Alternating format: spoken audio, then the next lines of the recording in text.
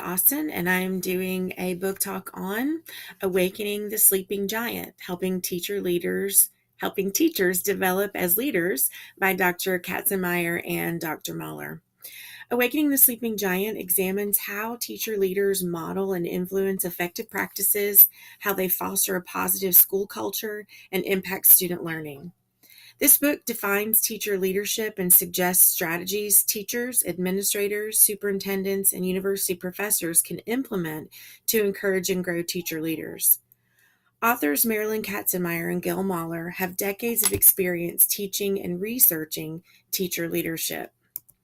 Through their research, the authors describe teacher leaders and how they can recognize and develop their leadership skills.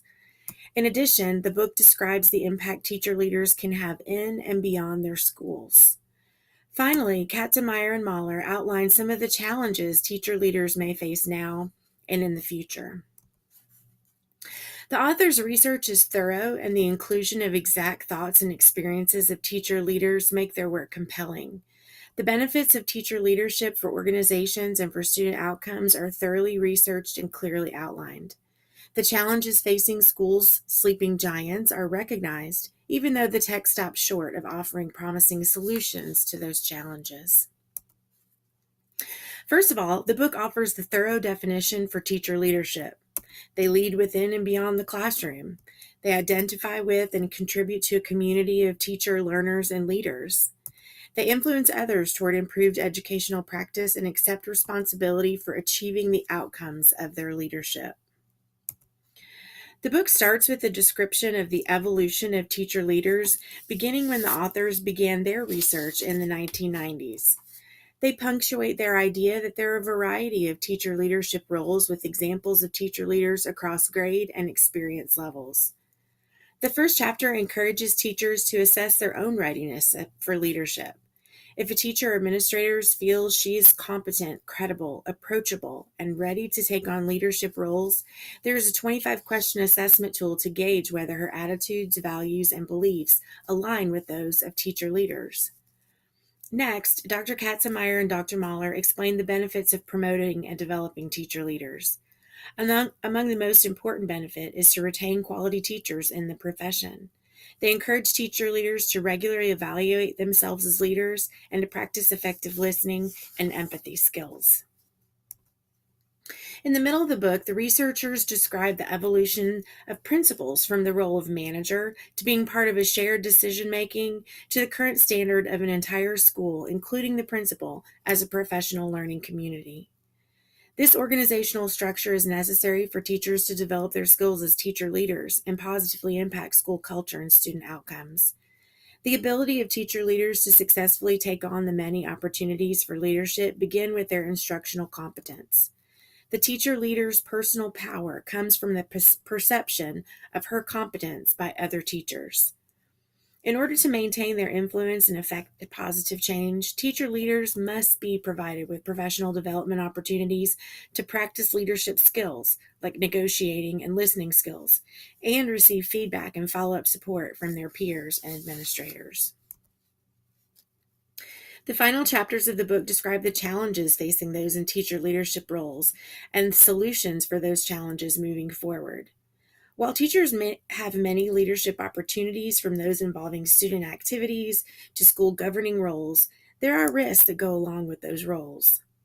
The first potential barrier is a teacher's decision to accept a leadership role based on the needs of the organization and his or her personal needs. In addition, teachers may face challenges in building relationships with administrators and peers, and in looking for ways to facilitate professional learning. In the end, it's the teacher leaders who have to continue to work to gain the support and cooperation of organizations at the local, state, and national levels in order for substantive change to happen. Doctors Katzenmeier and Mahler make excellent points about the need for a shift in thinking about teaching as a profession. Rather than the top-down rhetoric that insists teachers need more mandates and guidelines to make students learn, the authors recognize that the agents for change are present in our ranks. Of significance is the realization that, in fact, the widely discussed teacher shortage is not a reality.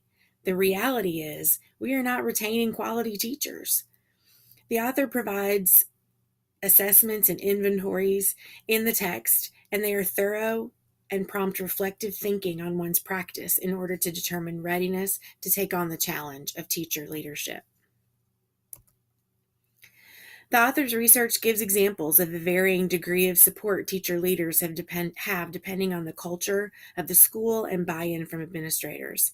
However, they successfully convince the reader that successful school leaders help teachers find their passion or niche of influence. It's up to teacher leaders to make change happen. With some training, support, and appropriate feedback, we can make our voices heard and impact student learning. By the end, Dr. Katzenmeier and Dr. Mahler have confirmed that my role as a teacher leader is a valuable one, and one that is worth my valuable time and attention.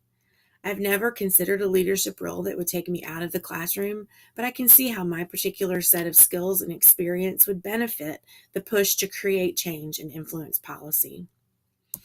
However, I also find myself wondering what I can do as a teacher leader to change the reality that to take on this role, I have to give up a lot of time, attention, and energy that other teachers aren't able or are unwilling to give up.